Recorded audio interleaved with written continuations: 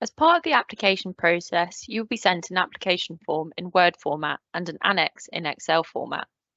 In today's video, we will be talking through sections 1 to 6 of the application form and how best to complete them. In addition to this how-to video, you will also find a link at the start of the form to our application form guidance.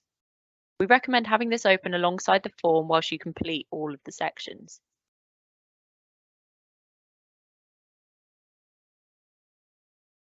The first section of the form asks for your applicant details.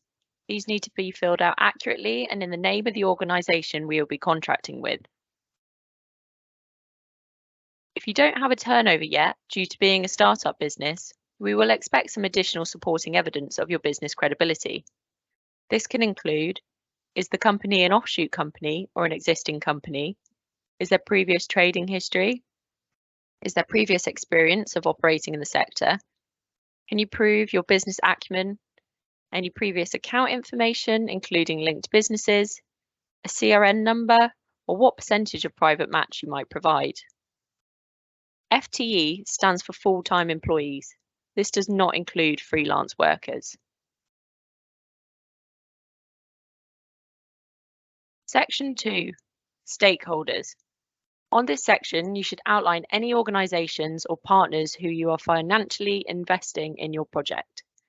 You should also include any key stakeholders or delivery partners. This is anyone who supports or who has interest in the project. You can attach your formal agreements that are in place as supporting documents along with your applications as evidence. Please make sure these are clearly named and referenced so the appraisal team know how to find them within your final submission. Section 3, Project Description. This is your chance to really sell your project. Imagine the person reviewing your application has no prior understanding as to what you do or who you are.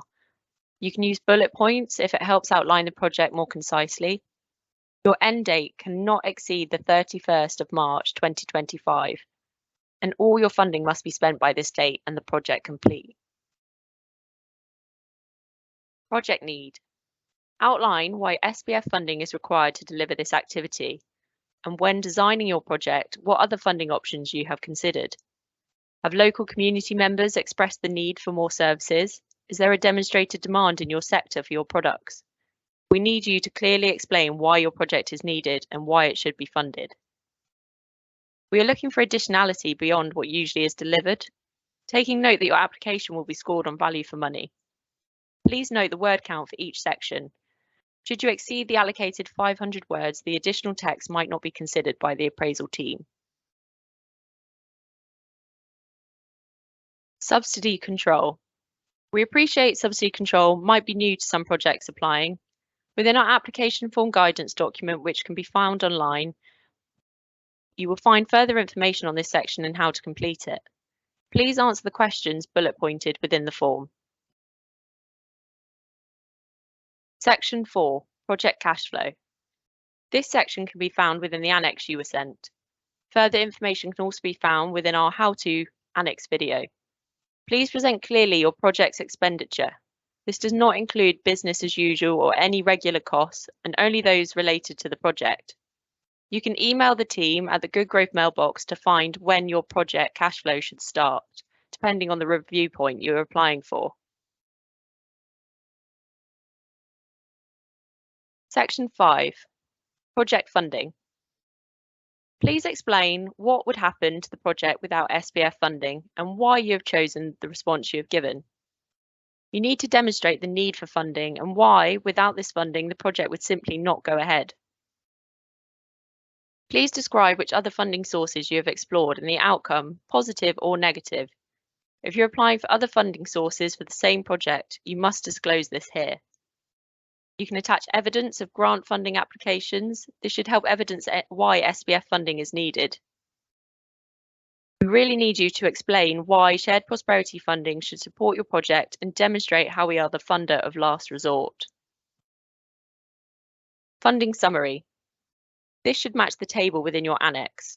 Most funding opportunities will require you to provide some level of match funding for your project. Your total funding needs to equal 100%. Section 6, Strategic Alignment. This section links to local and national strategies which can be found within the application form guidance document. Please read these and reference how your project addresses and aligns with the information. You can also reference sector-specific strategies within this section. We're looking for you to demonstrate your understanding and purpose of the shared prosperity funding and show how your project is addressing the investment plan requirements. Projects may also complement or link to other programs or projects, and this should be described in this section.